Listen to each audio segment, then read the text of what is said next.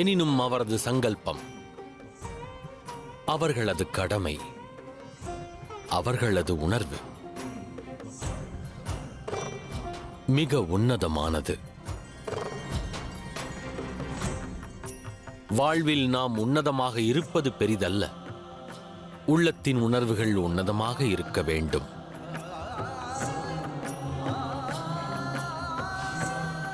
தங்களுக்கு விளங்குகின்றதா? பலம் என்பது உணர்வில் உள்ளது, அகங்காரத்தில் இல்லை. அன்பில் உள்ளது, வன்மத்தில் இல்லை என்று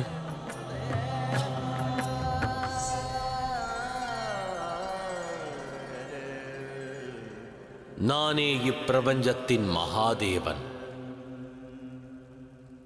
பிரபஞ்சத்தில் உள்ள யாவருக்குமே ஓர் வரம் அளிக்கிறேன். ஒருவரது மனம் தூய்மை கொண்டு அவர் எண்ணத்தில் களங்கமில்லாது மதியின் சிந்தனை உன்னதமானால், பிறகு அவர் யாசகம் தேடி வருபவர்களுக்கு நீரை அளித்தாலும் கூட அது கங்கை நீரை விட புனிதமாக இருக்கும். கங்கை நீரை விட புனிதமாக இருக்கும்.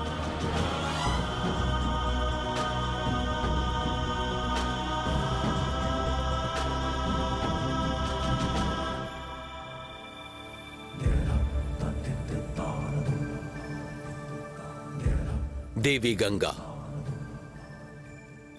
இச்சம்பவத்தின் காரணமாக தங்களின் மகத்துவம் மற்றும் தங்களது கௌரவம் இவற்றில் குறையும் இல்லை. இதன் வாயிலாக பிரபஞ்சத்தோர் ஒன்றை கற்றுக்கொண்டனர். கங்கையைப் போல் புனிதமாக இருக்க வேண்டுமென்றால் அவர் சரீரத்தால் மட்டுமல்ல, மனதாலும் தூய்மை கொண்டிருக்க வேண்டும். உணர்ச்சி பிரவாகத்தை கட்டுக்குள் வைக்க அவர்கள் அறிந்திட வேண்டும். எண்ணத்தின் தூய்மை கூட மிக அவசியமாகும். ஆயினும் தங்கள் ஆணவம் வெல்ல வேண்டும் என்பதற்காக தாங்கள் எனது புனிதமான அன்பை இன்று அவமதித்து விட்டீர்கள்.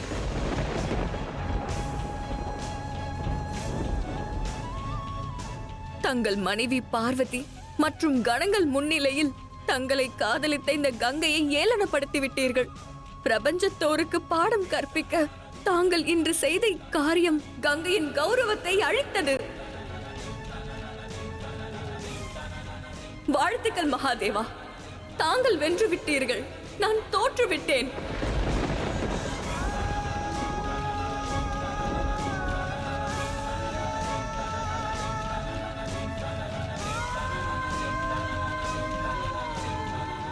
இல்லை அக்கா,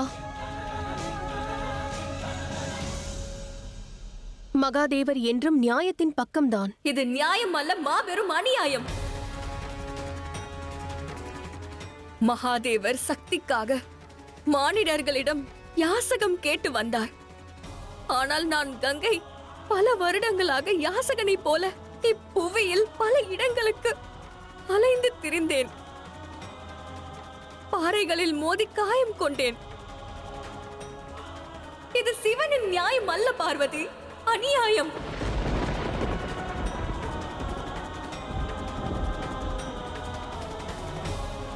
அனைவரும் சென்று சிவனை பூஜியுங்கள். யாசகமாக பெற்ற புனித நீரை செலுத்துங்கள். அக்கா சற்று பொறுங்கள், நான் கூறுவதை கேளுங்கள். கங்கை அக்கா நில்லுங்கள். வேண்டாம் தேவி பார்வதி.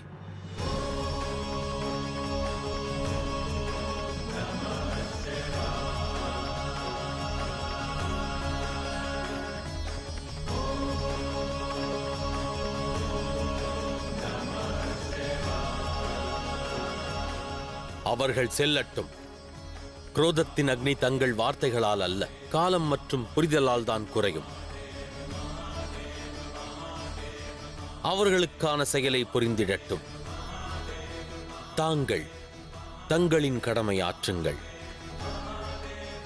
ஆம் தேவி, மகாதேவர் கூறுவது சரிதான். தாங்கள் பூஜையை துவங்குங்கள்.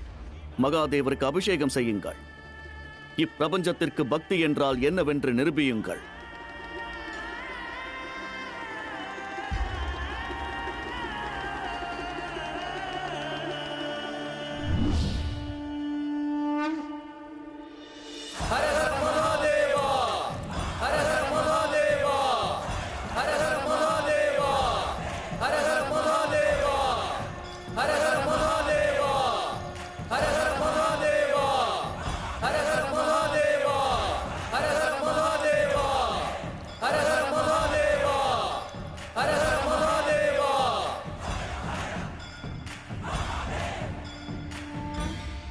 இந்த கங்கை லோக நன்மைக்காக தன் காதலை இழந்து நின்றாள், தனது அடையாளத்தை துறந்தாள். அந்த கங்கையை மகாதேவர் இன்று அவமதித்திருக்கிறார். நான் இதற்கு நிச்சயமாக வஞ்சம் தீர்த்துக் கொள்வேன். அதில் தவறேதும் இல்லை தாயே.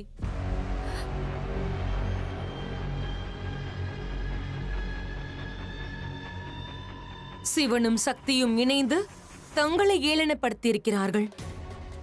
மிகவும் தந்திரமாக தங்களை தோற்கடித்தார்கள். தாங்கள் இப்பொழுதும் மௌனம் காத்தால், தங்கள் உரிமைக்காக போராடாவிட்டால், பிறகு இப்பிரபஞ்சம் ஆதி சக்தி முன்னிலையில் தங்களை சக்தியற்றவள் என்று கூறுவார்கள். தாங்கள் பலவீனமாக தென்படுவீர்கள். இல்லை, அதற்கு வாய்ப்பில்லை. என்னால் இந்த கலங்கத்தை ஏற்க இயலாது. அவ்வாறென்றால் என் மீது நம்பிக்கை கொள்ளுங்கள், என்னுடன் துணை இருங்கள். என்னிடம் தங்கள் வன்மத்தை தீர்த்துக் கொள்ள ஒரு தீர்வு உள்ளது.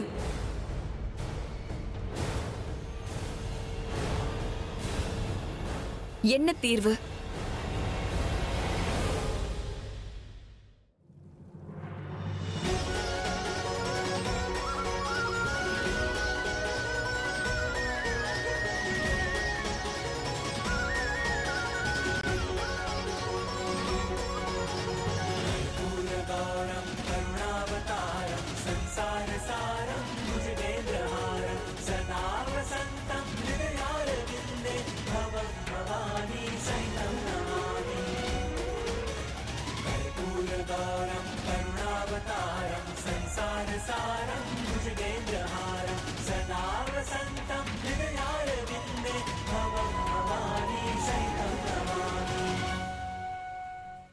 हर हर महादेवा, हर हर महादेवा, हर हर महादेवा, हर हर महादेवा, हर हर महादेवा. தாயே கங்கையே, இந்த தீர்வின் சக்தி தாங்கள் மட்டுமே. தாங்கள் எனது சேனைக்கு துணையாக இருக்க வேண்டும். முதலில் நீ தீர்வை கூறு. அதில் ஏதேனும் சூழ்ச்சி உள்ளதா? கூறுகிறேன் தாயே. நாம்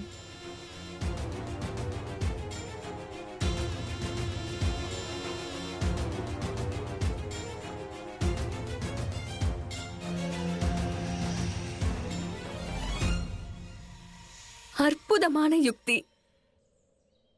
வன்மத்தின் இந்த கயிற்றின் ஒரு பாகத்தை நீ தாங்கிப் பிடி, மற்றொரு பாகத்தை நான் பிடித்துக் கொள்கிறேன். நான் மகாதேவரை அடைவதற்காக எதை செய்ய வேண்டி வந்தாலும் அதை செய்ய தயார். இந்த போராட்டத்தை யுத்தமாக மாற்றவும் தயார். நான் என் வன்மத்தை நிச்சயம் தீர்த்துக் கொள்வேன்.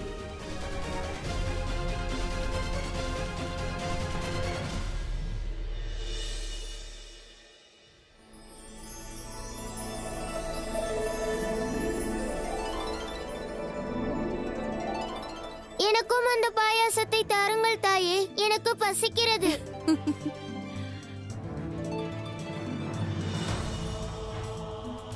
हर हर महादेवा, हर हर महादेवा, हर हर महादेवा, हर हर महादेवा.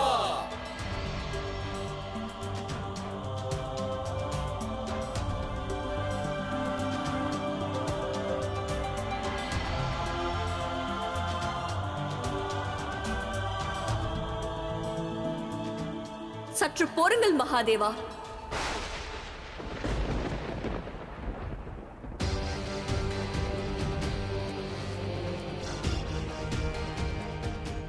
கங்கை அக்கா,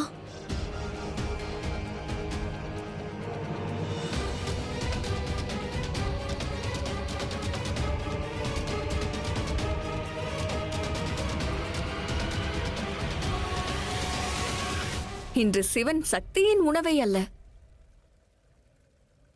கங்காதரன் தனது கங்கையால் பரிமாறப்படும் உணவைதான் உண்பார்.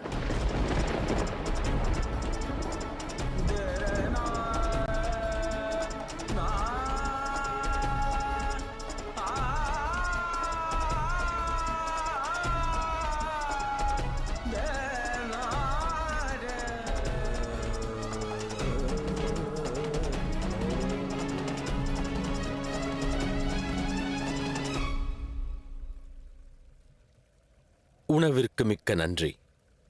இவ்வுணவை நான் புசித்திட இயலாது. ஏன் மகாதேவா? ஏனென்றால் சிவனின் பார்வதி, சிவனின் மகன் கணேசன், என் அன்பான நந்தி மற்றும் சிவகணங்களுக்கு இதை நான் உண்பதில் விருப்பமில்லை. நான் இவர்களை இழக்கத் தயாராக இல்லை. தாங்கள் கவலை கொள்ள வேண்டாம் மகாதேவா. நான் அனைவருக்கும் கொண்டு வந்திருக்கிறேன். இப்பொழுதே பரிமாறுகிறேன்.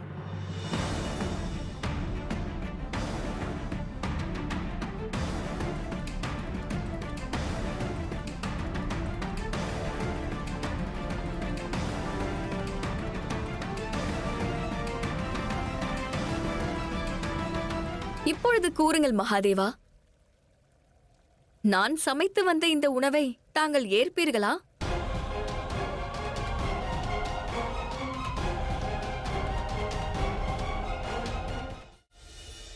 தேவி கங்கையின் பிடிவாதத்திற்கு மகாதேவர் எதுவரை செவிசாய்ப்பார்? எதுவரை மகாதேவர் தலை குனிந்து இருப்பார்?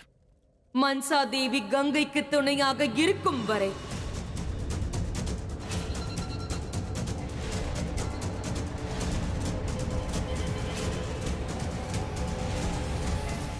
மகாதேவா, தாங்கள் தன் மனைவியின் கையால் பரிமாறப்படும் உணவை அனுதினமும் உண்கிறீர்கள். ஆனால் நான் தங்களுக்கு உணவை பரிமாறும் பாக்கியத்தை தாங்கள் இதுநாள் வரை தரவில்லையே. தேவி பார்வதி, தன் கடமை உணர்வில் உணவை சமைத்துள்ளார்கள். ஆனால் தாங்களோ பேராசையின் அடிப்படையில். அதோடு தாங்கள் ஒன்றை அறிவீர்களா? பேராசையின் காரணமாக சமைத்த உணவினை உண்டால் மனம் மற்றும் மதி இரண்டும் உடனடியாக களங்கப்பட்டுவிடும். தாங்கள் மகாதேவர், ஆதலால் என் காதலை விவாதிப்பது என்பது தங்களுக்கு மிகவும் எளிதான விஷயம். ஆனால் இன்று தங்கள் யுக்தி வெல்லப் போவதில்லை. இன்று நான் என் கரங்களால் சமைத்த இந்த உணவை தாங்கள் உண்ண வேண்டும் மகாதேவா.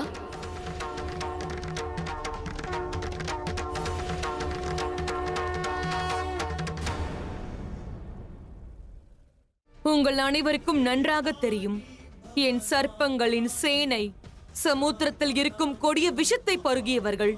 அவர்களும் அமரர்களுக்கு நிகரானவர்களே. இவர்கள் தன் நஞ்சை கொண்டு தேவர்களை சீண்டினால் அனைவரும் மயங்கி விடுவீர்கள். பிறகு காலம் உள்ளவரை நீங்கள் அனைவரும் உங்கள் சுய நினைவை இழப்பீர்கள்.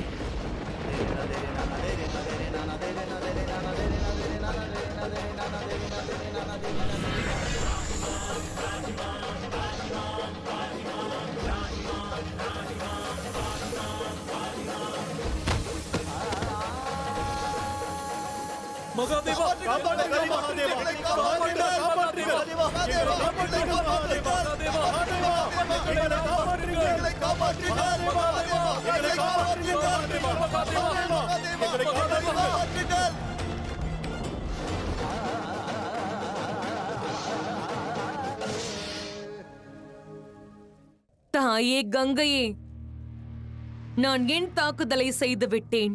இனி தாக்குதலை நடத்த வேண்டியது தங்கள் முறை.